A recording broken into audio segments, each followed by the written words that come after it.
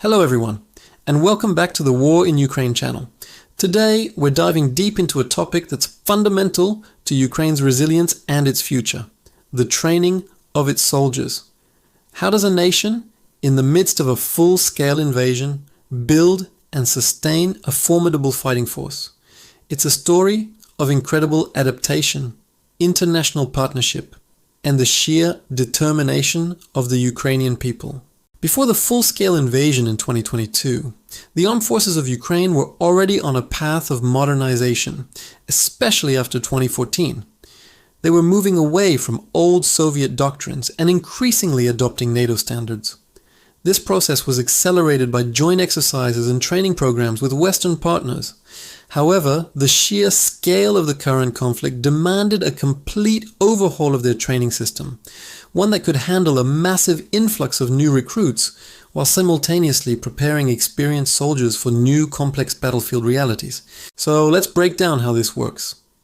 The journey for a new Ukrainian soldier often begins at a national training center within Ukraine.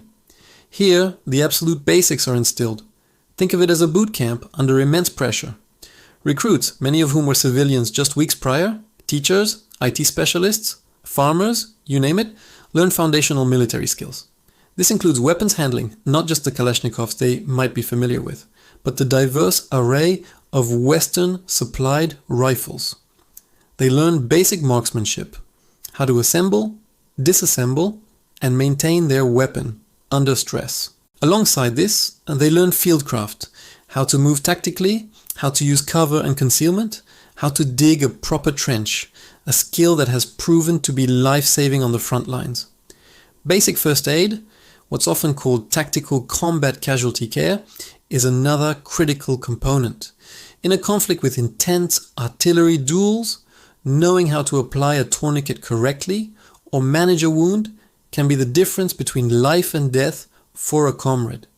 The initial training is intense, condensed and focused on survival and immediate combat effectiveness. But this initial phase in Ukraine is just the beginning. One of the most significant aspects of Ukraine's military training is the massive international effort.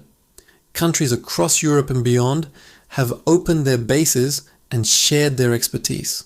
The United Kingdom, for instance, launched Operation Interflex, a major program aimed at training tens of thousands of Ukrainian recruits. Here, the training is more specialized.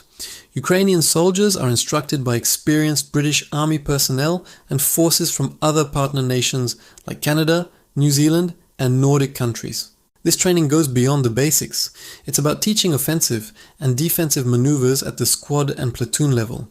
It covers urban warfare, fighting in complex built-up areas, and trench clearing operations. The recruits are put through realistic scenarios, often using environments that simulate the conditions they will face in eastern and southern Ukraine.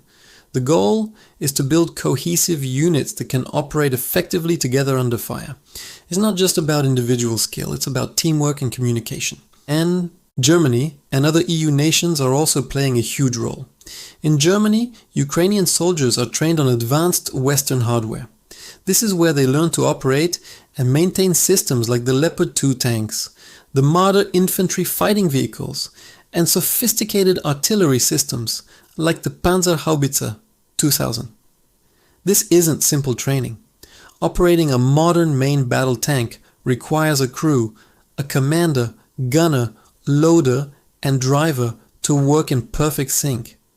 They learn everything from maneuvering the vehicle over difficult terrain to advanced gunnery and tactical employment. Similarly, training on air defense systems like the Patriot or Iris-T is highly specialized and takes place at dedicated facilities.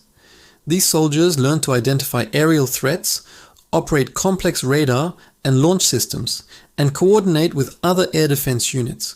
The success of Ukraine's air defense against missile and drone attacks is a direct result of this intensive, high-tech training provided by allies.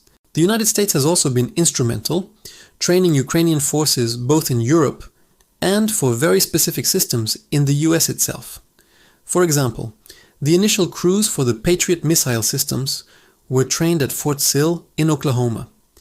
This training focuses on the train-the-trainer model. The idea is that a core group of Ukrainian soldiers becomes experts on a particular system. They then return to Ukraine or training hubs in Europe and pass that knowledge on to their fellow soldiers, creating a sustainable and scalable training pipeline. This leads us to another crucial layer: specialized training. Not everyone is an infantry rifleman. The Ukrainian military needs drone operators, combat engineers, medics, snipers, and electronic warfare specialists. For each of these roles, there is a dedicated training path. Drone operation, in particular, has become a hallmark of this war.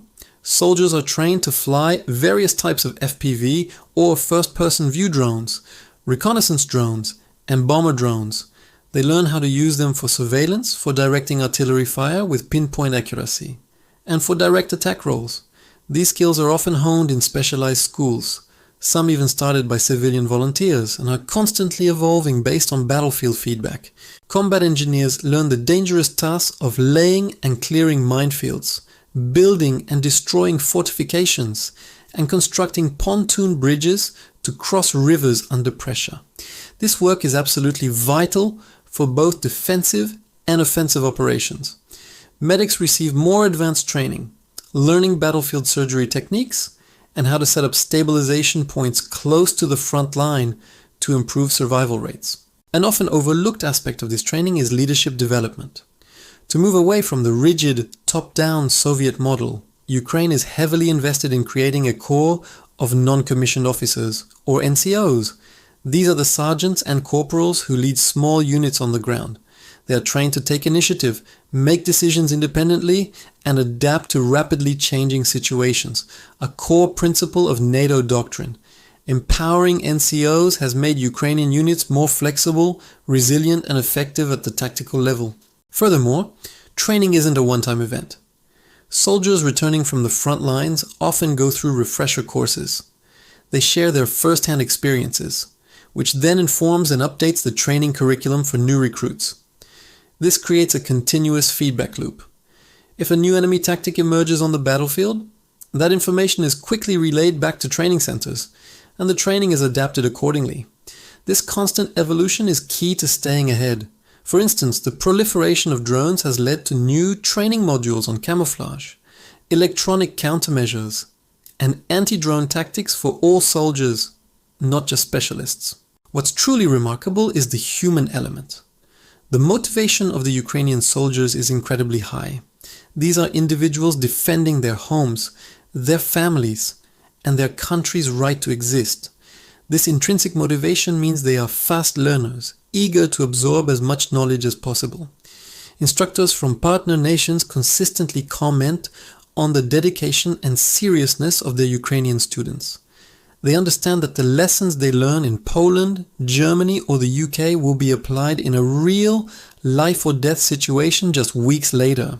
In summary, the training of the Ukrainian armed forces is a multi-layered, multinational, and highly adaptive system. It starts with basic combat skills in Ukraine, progresses to advanced individual and unit-level training with international partners, and includes highly specialized instruction on sophisticated Western weapon systems. It's built on the train-the-trainer model to ensure scalability and emphasizes the development of a strong NCO core to foster initiative and flexibility. Most importantly, it's a system that constantly learns and evolves, fed by real-world experience from the front lines and powered by the unwavering spirit of the Ukrainian people. This colossal training effort is one of the key pillars supporting Ukraine's fight for freedom. Thank you for watching. If you found this analysis insightful, please like this video and subscribe to our channel for more in-depth content on the war in Ukraine. Stay safe.